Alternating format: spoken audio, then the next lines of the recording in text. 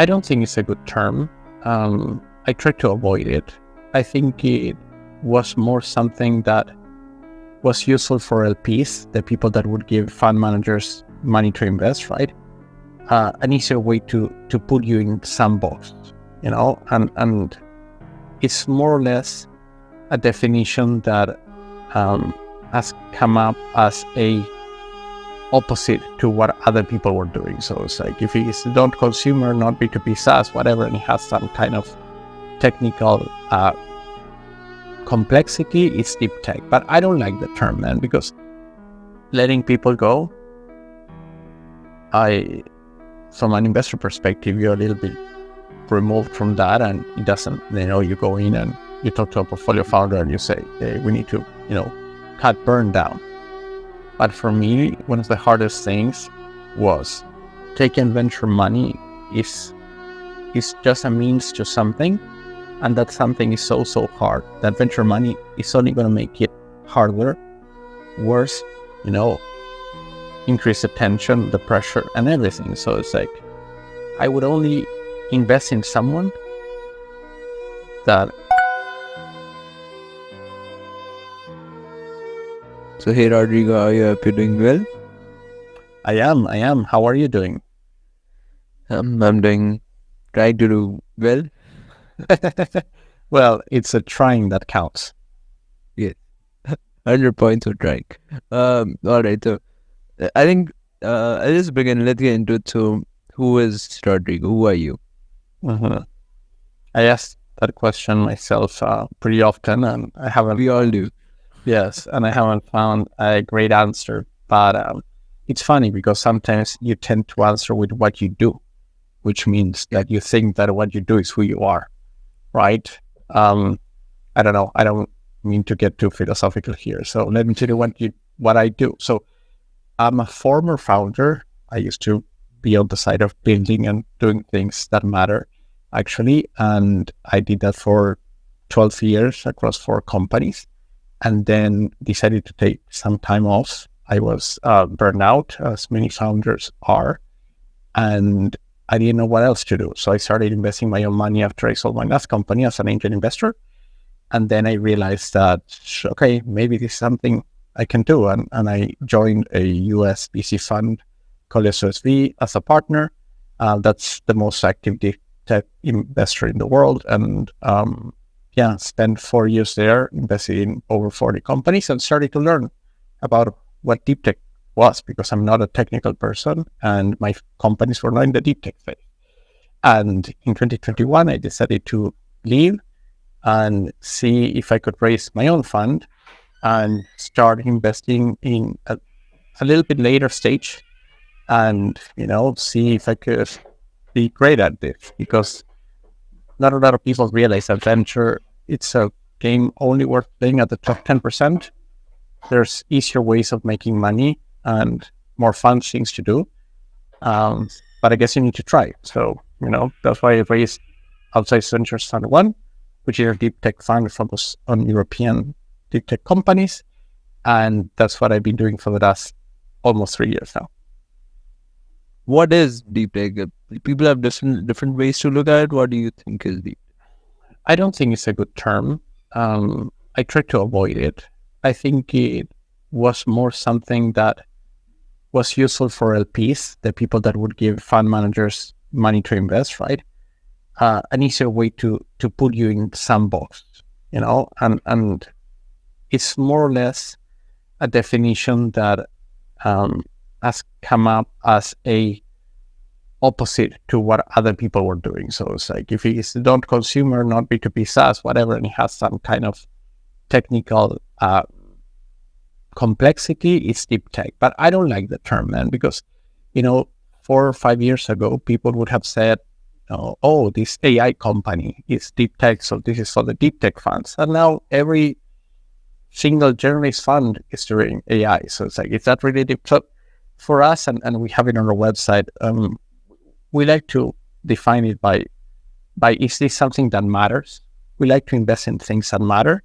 And, we like to try to take venture back to where it belongs, which is funding the future and things that matter.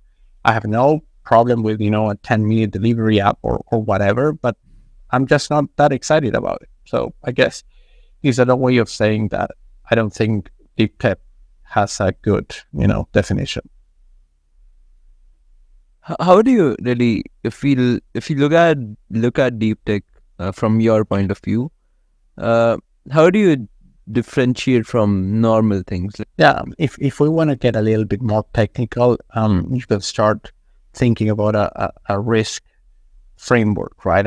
And there's something around deep technical companies having lower market risk, higher technical risk, but lower market risk. So it's like, okay, this is a clear problem, and if you actually manage to get this thing working, the market would buy it. And I think that's a decent, very simplistic yet important way of looking at it, right? Like if the market risk is low, but the technical risk is high, that would constitute a deep tech company, and most likely due to the fact that it comes from a need, something that matters, right? If you can, cure this disease or solve this energetic issue, or like those things would definitely have a market, provided that you can achieve that at a reasonable price and whatever, rather than something that's just an idea and you want to try and see if people actually want that. I think there's a difference between want and need, and most deep tech companies would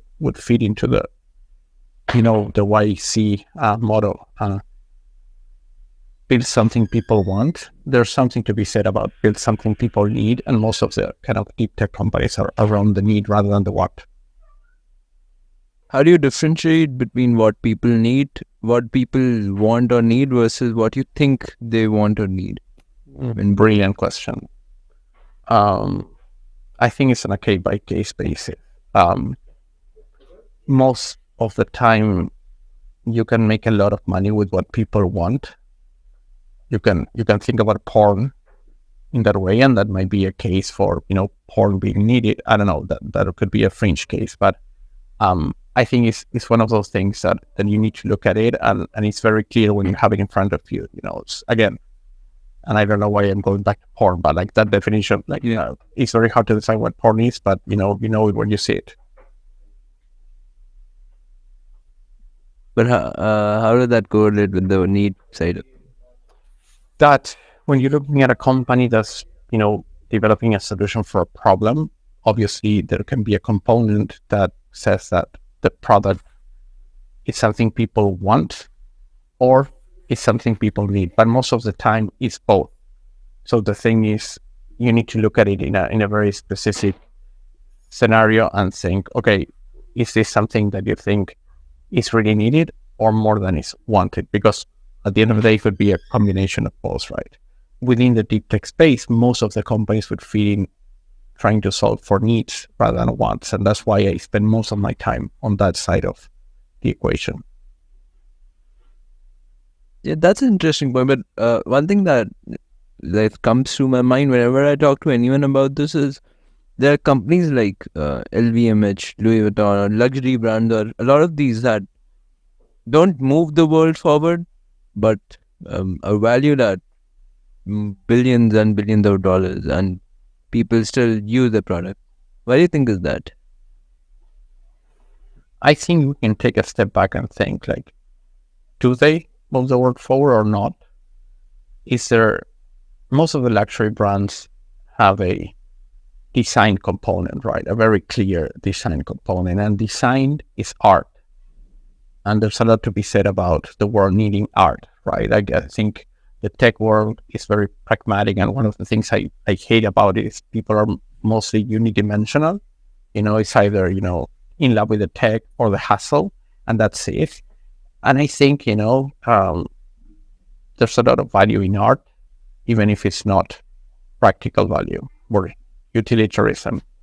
And I think there's a lot to be said about those brands that sell beauty in any way, shape, or form. And most of the time, those are kind of luxury brands. So I don't know, but I don't think they shouldn't exist. And I think if we're in a capitalist society and one can argue, a perfect market, the fact that they are worth that much is because people actually really, really want that.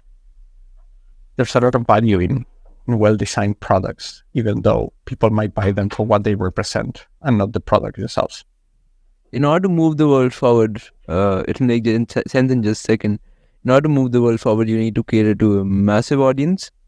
You can't do that at a price point which is enough for the richest and more and a lot for the poor. How do you move the world forward at that, if you're building something like that? Yeah. A lot of smart people came up with very smart approaches to this. And I think, Tesla is a great example of this. And you can see this across the deep tech space. It's like companies that will start with a very unique, very high price product with amazing margins that they need to be selling in order to fund the next cycle of a less expensive version of it. And you see this. And sometimes it's about, producing something that is bespoke for a client that can actually pay a lot of money, and then use that platform that you spend money on to develop that asset into building things that are cheaper and cheaper and cheaper. I think it's one of the harder things, but I think you need to always start, even if you're building your product on top of some science, with an understanding that you need to create a business. There's a lot of technical founders that because they grew up with the last 15 years of, money was super cheap and everything, they don't think about building a business, right? And it's about the next round of financing. And the problem there is a worst thing that they can do, delaying the fact that they can actually build a business or take an approach that, would make some money, that would give them options. And when you just build something looking at the next round of financing and playing the VC game, just adds more pressure to you, and at the end of the day, founders end up not even making a lot of money. So I think it's important to understand that from the beginning, you should be able to come up with a plan that allows you to build whatever you want to build long term on the foundation of a solid business, and obviously, there's a Tesla example of starting with a very exclusive high price vehicle and then trying to use the profits from that to create the platform needed to lower costs for every other iteration of the product. That's such a good point. I think one thing, clarify this for me, I don't get the past. A lot of VC that I hired on the podcast, they emphasize the founder on not focusing on the money but the product and all these things, and you somewhat hinted that. I'm not judging anything, but what do you think is that so many VCs, even though they want an exit, or not necessarily an exit but a way to really make money to survive, they emphasize more on the product rather than the money in that the founder is making? Why do you think of that? Because I think that for a company to be successful and be meaningful for a VC fund, that means becoming really, really big, kind of really, really fast. The motivations should be elsewhere, because it's so hard and it's such a long journey that if the founder is motivated by money, there's so many other things that they could do to achieve that objective rather than do the things that would actually make the company a success for the VC perspective. So if you're optimizing for founders, that you would consider a little bit more mercenary than missionary, you might end up with basically a misalignment, which is like they want one thing that it's impossible or almost impossible to fit what most VC funds need, right? Because in order to create a fund returner, you're talking about, depends on the size of the fund, 200 mil onwards in value. And anyone that have tried to build something that big knows how hard it is. And if you're motivated by money, you'll give up immediately, right? You need to be motivated by something else and also be kind of crazy, because it's one of the most difficult things you could do, and it's painful, and it's shit show after shit show. So yeah, you need to be a little bit crazy. What do your LPs think about it? I don't know. maybe you should invite one of them. I can share a list and pick them. I think the VC needs to want to make money. I think the VCs that say, I don't care about making money, it's about I think that's a misalignment, because returning a fund within 10 years is pretty freaking hard. Not as hard as building a venture-backed company, but pretty hard. And for the VC, you need to want to make money, I think. And I'm an LP in 6 funds, and I wouldn't have given them money if I didn't think they were pretty much clear that they want to make money. That's the incentive, right? You need to be highly competitive and highly curious. How do you think of something unfathomable, or something that people have not tried doing? Have not tried doing. I saw that you asked this question before, and I wouldn't know how to answer it. How would you answer it? Maybe that helps me. How do the companies that you think have been very innovative and have moved the world forward, how do you think did they come with what they wanted to build versus what normal companies with 100 million ARR sales did? And I've been only doing this for 6 years, right? And I think I invested in 50 something companies. In every case, they had a personal or a very close relationship with the problem, rather than people sitting down and thinking, I need to come up with an idea. So my data is totally biased. It's mostly about the approach could be crazy. We invested in a few space companies, right? And you're and I almost invested in a company doing crazy stuff. I can't say exactly what, but whatever. And the approach was crazy or completely revolutionary, but the problem was very simple, and they had it, right? It's they had to manufacture something in conditions that were really expensive on Earth and kind of very easy to achieve in outer space. So it's that whole thing made a lot of sense, but the way they were trying to retrieve the manufacturing capsule was crazy. So I haven't had the experience of sitting with someone or even myself and come up with a crazy idea to build a company on, but I've seen a lot of crazy approaches for trying to solve a problem that is clear. Definitely. As we're talking about crazy approaches, do you think when taking these crazy approaches, I think crazy approaches are needed in order to solve crazy problems. Should the solution be crazier than the problem, or should the problem be crazier than? No, I think it should be crazier than the problem, and that's why I like in deep tech. There's an issue that I've seen from a venture perspective, and it's that people would usually rely too much on experts. And I mean, they're actually experts, right? But those people would normally tell you, this has been tried in the past and didn't work, or this is not how the industry does things, or this is never going to work because of this and this and that. And in my experience, the best founders, the founders that achieve to break through huge challenges, were the ones that were not experts in the field, and they came in with a completely different approach and didn't care about people saying they were crazy or this would not work and whatever. So that's why I actually like investing in founders.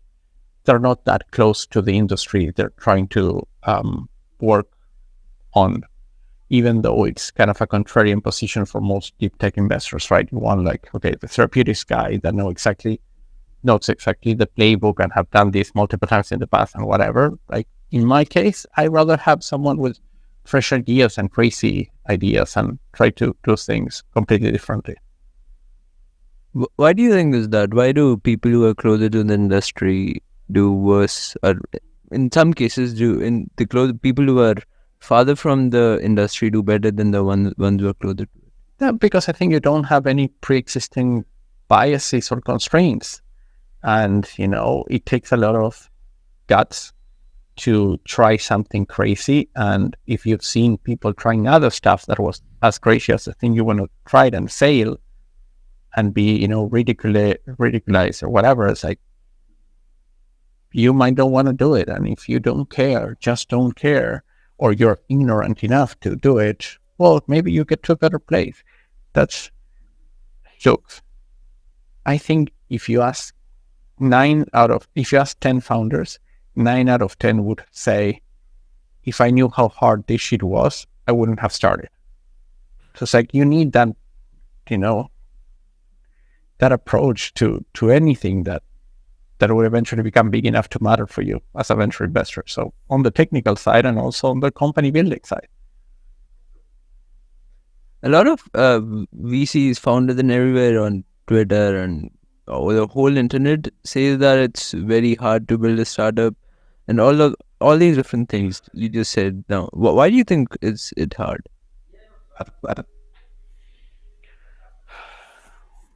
Yeah, creating something from nothing is extremely hard in any discipline.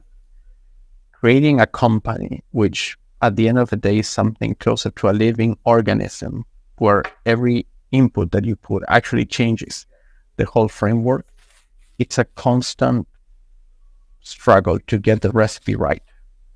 And I think statistically it's incredibly hard because companies are people and people are unpredictable. And when you put a lot of people in the same place in order to achieve a unified goal, most of the time you won't have 100% alignment. And it's a founder's role to try to align a bunch of resources, people, investors, customers, money, time to achieve that goal. And the chances of you being able to align all those things are pretty low. And that's why it's extremely hard. I think statistically and mathematically it's pretty hard. You built the company. What do you think was the hardest part in that?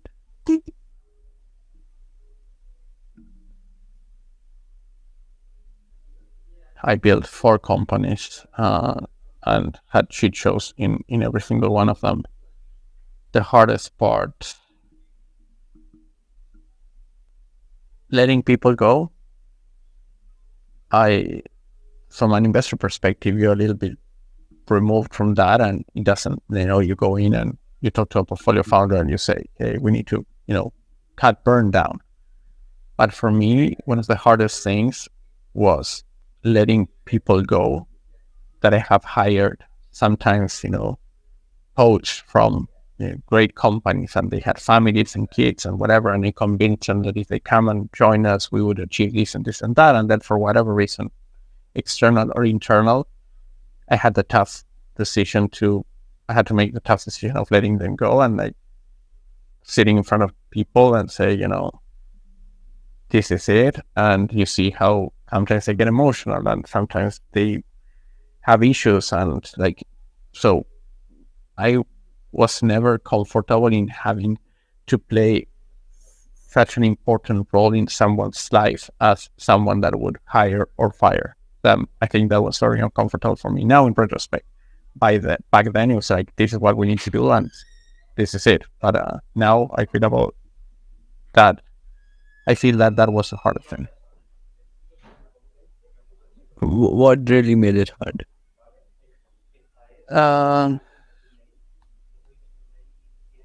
I think I was very uncomfortable in a position of absolute power, if that makes any sense, over someone's life. Where do you think that uncomfortableness really originate from? You're really good with this, man. I wouldn't want to be in that place. I think, as many founders, I think freedom is something I value extremely highly, and being in that position where I wouldn't be able to choose if I have a job tomorrow or not, would make me really, really uncomfortable. So being on the other side of that and having to deliver those news, I think, yeah, that might be it. We see that now that you're a VC, I think we'll talk about from that perspective. You say no to people all the time, people who really, really need that money in order to build something. How does that correlate with what you were uncomfortable with? Brilliant question. Brilliant question. I think that as a venture investor, I don't help people. I enable addicts to success, addicts to impact, addicts to chaos. So not giving them venture money, in my view, is doing them a favor. And I would only give venture money to someone that I see is crazy enough to potentially be a fund returner, which means it's someone that either is going to get money from me or somebody else, and that's fine. But I won't give people money because I don't think I'm helping them. Taking venture money is just a means to something, and that something is so hard that venture money is only going to make it harder, worse, increase the tension, the pressure, and everything. So it's like, I would only invest in someone that if they don't take my money, they can take somebody else's pretty quick. And that's a good framework for me, right? Because it's like, I'd rather, you partner with me that with some other idiot, rather than, if you don't give me this money, I'm not going to be able to make payroll or whatever. Well, if that's the case, maybe you shouldn't take venture money. Should founders treat VC money as a loan rather than as an investment? Absolutely. And a loan with a unbelievable interest rate. Because if you actually run the numbers, you take 2 million or 1 million from me, and if everything goes right, and that's how you should be thinking if you're a founder, you are probably going to give me 50 million back. So that's kind of an expensive loan, right? Yeah, it's sure. Would you really advise a founder to raise VC money? No. Because you know how hard it is. No. Then how would you make money? As a founder? As a VC? No. I discourage people from raising venture money. But when I see someone that is crazy enough to take venture money no matter what, and they will find someone that will give them money, I rather give them mine, but only to that person. So I would not give venture money to someone that has no options. Yeah, definitely. Only the crazy people get your money. Yeah, I get it. So what do you think? We're talking about raising money and creating something that moves the world forward. What do you think is one insight that you have about this whole moving the world forward industry that other VCs don't? Then I think you should look at it from the what kind of a right perspective. Going back a little bit to what we talked about, experts in the field. I think that you need to understand that you're going to be investing in something that might or might not work, but you should only be investing if the analysis of everything going well or completely going right would return your fund. And most technical investors, mostly in Europe, which is where I'm based, would look at stuff from the what can go wrong and try to poke holes and try to, lower risk. And that's not how or why you run a VC fund, right? Like, it's embedded in your model that 60% of the returns are going to come from 4% of the invested capital. So it's like, why would you take that approach? And it has to do with the tolerance to risk. And not a lot of people have high tolerance risk in European deep tech. Why?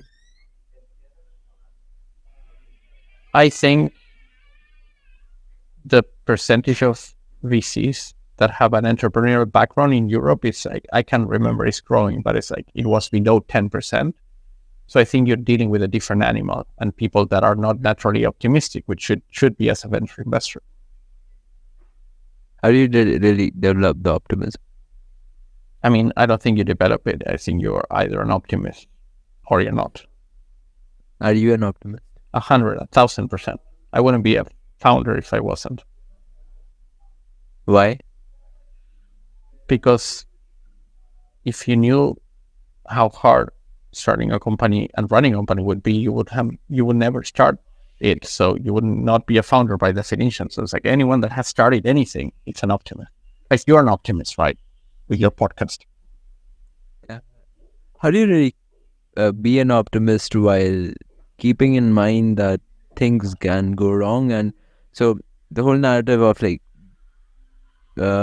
hope for the best but prepare for the worst, but while being an optimist, how does that really work? Well, in my line of work, you create a portfolio. So you don't do it. You don't invest in 4 companies, you invest in 20 companies. And with that portfolio and running the numbers, you would see that yes, things might go wrong, but you just need the one, right? And if you embed it in your model and your model makes sense, then yeah, you can live with the risk. I think when pitching to VCs, pitching to you or any other VCs, what do you think one thing that you think pitch decks should have, which you have seen that they lack? They don't do pitch meetings. I do conversations. And if I can do it while we walk, it's better. So I'm the one pitching founders. What do you think about while having a conversation with the founder? What is one thing which people miss out on? If you take pitch meetings, you are basically absorbing information that has been processed and regurgitated and rehearsed, right? And you actually make money by understanding things that most people won't. So if you spend 80% of your meeting looking at pitch deck, you're actually not getting any asymmetrical information. So if you actually have a conversation with someone, you will learn, in my view, and if you're good asking questions, the other 90%, right?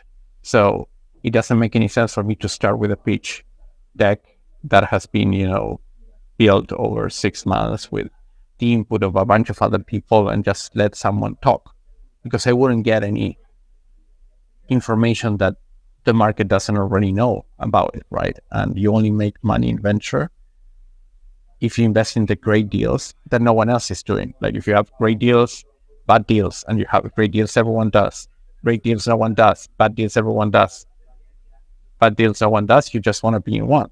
Great deals no one else does. So it's about information. So why would I consume the same information everyone else is consuming? Let me get my own. Are you good at asking questions? I don't think so. I think I'm good. I'm not great, but I think I'm good. I'm happy asking uncomfortable questions. And that usually tells you more about someone than a pitch deck would. So Uncomfortable questions like? Would you fire your co-founder? And what is the ideal answer that you make? Well, if they say no, I'll give you one that it's kind of easier to, because provides a range. I usually ask a founder, how big is your team? And they will usually say between 5-6 people, depending on the stage where I invest usually. And I say, who's the best person in the team? And they would, either pick themselves or pick somebody else and come with a story about it. But they're usually very uncomfortable with that because they don't want to pick a single person. But then as a funnel, you have the ones that actually pick one person and do it fast. And that in my funnel, starts progressing into the right direction. If you say everyone is great, you're bullshitting. And the follow-up question is, who's the worst? And exactly the same thing. And, with those 2 questions, I learn more about how someone thinks about building an organization that I do for like 15-20 minutes of a pitch deck when they talk about the culture and whatever. Why do people get uncomfortable while answering these questions? Because we're not used to it. Most people just bullshit through life. They're not used to being your internal self, right? And people are not comfortable with that, most of all because they're not comfortable with being judged. And that's because there's a lot of judgy, shitty people. So if there was less judging people, everyone would feel a little bit more comfortable being yourself like you do around friends, right? You're probably more honest and transparent around friends than non-friends.